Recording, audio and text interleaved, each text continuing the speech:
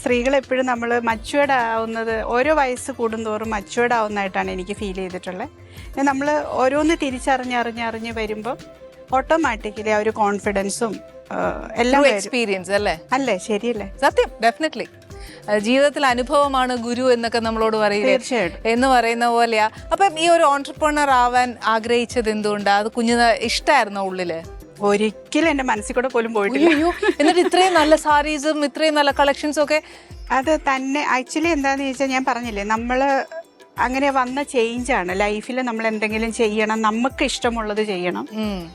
അല്ലെ നമ്മളെപ്പോഴും ഇങ്ങനെ ഹസ്ബൻഡിന്റെ കീഴിൽ ജീവിക്കുന്ന ഒരു ഭാര്യ തന്നെയാണ് ഞാൻ. അദ്ദേഹത്തിന്റെ പൈസ യൂസ് ചെയ്ത് അദ്ദേഹം തരുന്ന എല്ലാ ഭാര്യമാരെയും അങ്ങനെ തന്നെയായിരുന്നു. അപ്പൊ ഇപ്പം പിന്നെ ഞാൻ പണ്ട് വർക്ക് ചെയ്തിരുന്നല്ലോ, ഞാൻ നേഴ്സായിരുന്നു.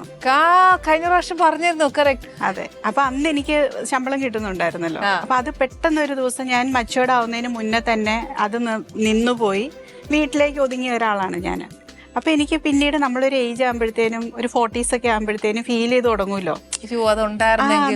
നമ്മളൊന്നും ചെയ്യുന്നില്ലല്ലോ. കാരണം എന്റെ വീട്ടിലെ ജോലി ഓൾമോസ്റ്റ് കഴിഞ്ഞ പോലെ എനിക്ക് തോന്നി തുടങ്ങി. പിള്ളേര് വലുതായി. അതുവരെ എനിക്ക് ഞാൻ ഭയങ്കര എൻഗേജ്ഡ് ആയിരുന്നു.